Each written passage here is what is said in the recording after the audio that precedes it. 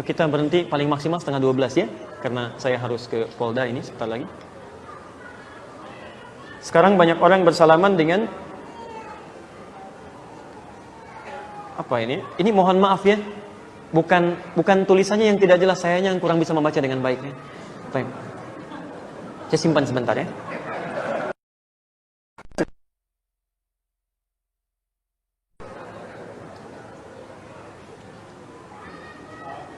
Baik, saya ambil salah satu dari dua pertanyaan. Apa yang dimaksud dengan hadis qudsi? Hadis qudsi itu hadis yang diriwayatkan dari Nabi sallallahu alaihi wasallam, yang lafadznya dari Nabi tapi maknanya langsung dari Allah Subhanahu wa taala, dan menggunakan kalimat qala Allah azza wa jalla. Allah Subhanahu wa taala berfirman. Saya berikan contoh hadis qudsi. Misal di Sunan Abu Dawud dari Sijistan, dikenal dengan Sulaiman As-Sijistani.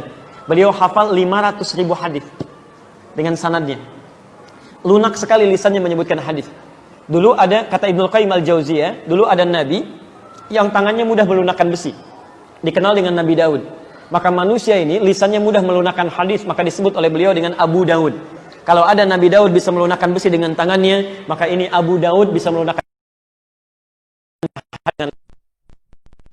1.800 hadis khusus dituliskan masalah fikih saja, tentang taharah, tentang sholat, tentang puasa. Hadis yang dituliskan dengan susunan fikih disebut dengan sunan, maka dikenal dengan Sunan Abu Daud. Isinya 4.800 hadis, ada 15 hadis qudsi di dalamnya. Hadis qudsi yang kedua nomor hadis 649 dari sahabat Abu Hurairah radhiyallahu taala anhu. Saya bacakan misalnya. Ya, Nabi menyampaikan qala Allahu azza wa jalla, Allah Subhanahu wa ta'ala, ada hak hambaku, ada hak aku di situ dari hambaku.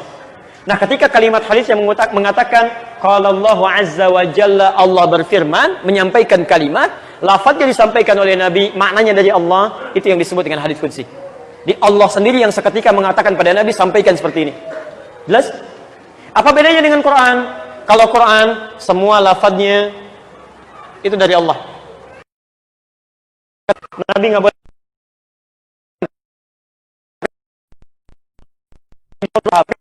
Kalau antum baca hadis, diamalkan, baru ada pahala. Dipelajari, ada pahala. Tapi Quran, setiap hurufnya berpahala.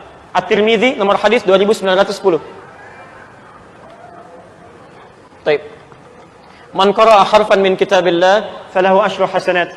Siapa yang baca satu huruf dari Al-Quran, dia dapat 10 kebaikan setiap satu hurufnya. Walam mim harfun, walakin alifun harfun, lamun harfun, mimun harfun. Tapi alif satu huruf, lam satu huruf, mim satu huruf. Walikulli harfin asru hasanat, dan setiap hurufnya 10 kebaikan. Jadi kalau Al-Quran antum baca alif lam mim, dapat berapa? Baik, ada 30 kebaikan kurang lebih. Hadis tidak. Tidak. Kecuali pahala belajarnya dan pahala mengamalkannya. Jelas di sini? Baik. Tapi hadis qudsi itu lebih kuat derajatnya dibandingkan dengan hadis biasa. Jadi kalau antum menemukan hadis qudsi, cepat amalkan isinya karena posisinya lebih kuat dibandingkan dengan hadis biasa. Allah taala a'lam bissawab.